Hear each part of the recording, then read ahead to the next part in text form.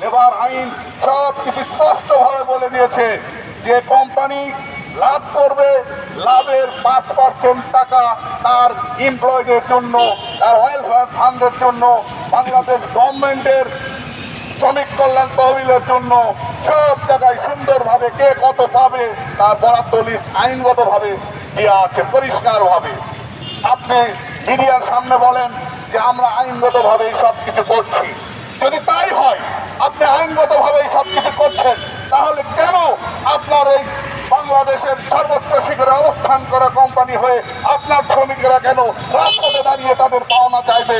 এটা কোন ধরনের বিবেক আর কোন মিথ্যাচার করেন আপনারা? বাংলাদেশ ছিল না, সব কিছু ভাড়াকৃত। সেই ভাড়া অবস্থান থেকে আমাদের মেধা, আমাদের শ্রম, আমাদের সর্বশক্তি দিয়ে আমরা এই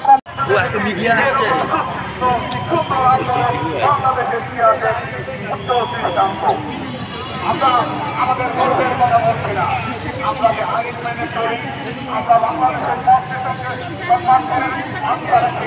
থেকে গ্রামীণ ফোনকে যখন গ্রামীণ ফোন বাংলাদেশে বিজনেস শুরু করে দোকান ভাড়া নিয়ে বিজনেস করতো, বাংলাদেশ গ্রামীণ ফোনের যে এক্স এমপ্লয়ি ছিলাম, আমরা দীর্ঘদিন ধরে আমাদের যে 5% যে পাওনা প্রফিট বোনাসের যে অংশ এমপ্লয়ি হিসেবে আমি এখানের একজন কর্মী হিসেবে যে শ্রমটা দিয়েছি, সেক্ষেত্রে লাভের একটা অংশ আমারও পাওয়ার কথা, যেটা গ্রামীণ ফোন এই 15 বছর ধরে আমাদেরকে দিচ্ছে না।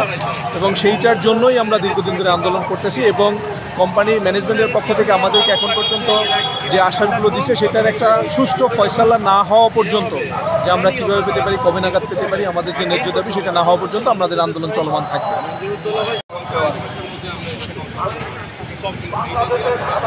বাংলাদেশের সর্বোচ্চ শিখরে তোমাকে পৌঁছায় দিয়েছি, তার প্রতিদান হচ্ছে তুমি তার শ্রমিকদের ন্যায্য পাওনা বুঝাই দিবা না, তুমি মেরে খাবো, গোপনে গোপনে বিদেশে পাচার করার পায়তারা করবা। এইটা বাংলার জনগণ যেমন মেনে নেবে না, আমরা শিক্ষিত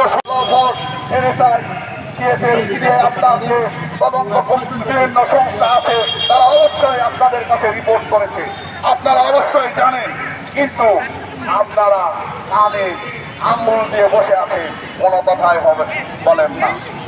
আপনাদেরকে আমি আরেকটু জানাতে চাই, আমরা কখনোই এই রাস্তায় দাঁড়াতে চাইনি।